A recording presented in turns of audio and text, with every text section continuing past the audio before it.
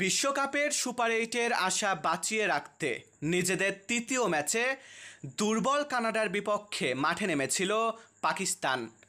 টানা 2 ম্যাচ হারের পর এই ম্যাচে জয়ের বিকল্প কিছু ছিল না বাবর রিজওয়ানদের সামনে। দেয়ালে পিঠ ঠেকে যাওয়ার ম্যাচে দুর্দান্ত পারফরম্যান্স করে কানাডাকে 7 উইকেটে হারিয়েছে পাকিস্তান।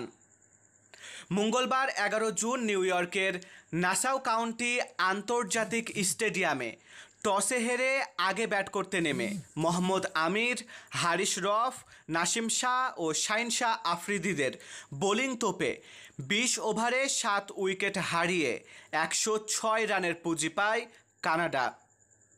সহজ লক্ষ্য তাড়া করতে নেমে শুরুতেই উইকেট হারায় পাকিস্তান। 12 বলে 6 রান করে সাজঘরে ফেরেন ওপেনার শায়েম আইয়ুব। এরপর বাবরকে সঙ্গে নিয়ে রান তুলতে থাকেন আরেক ওপেনার মোহাম্মদ রিজওয়ান।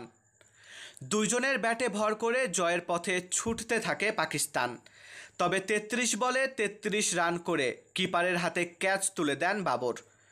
কিন্তু এক প্রান্ত ঠিকই আগলে রেখে 52 বলে 50 তুলে নেন রিজওয়ান।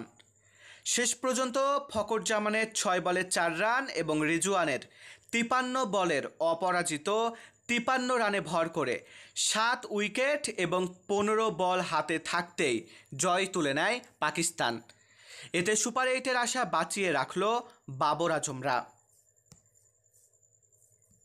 মারুফ হাসান বিশাল, বাংলার 10।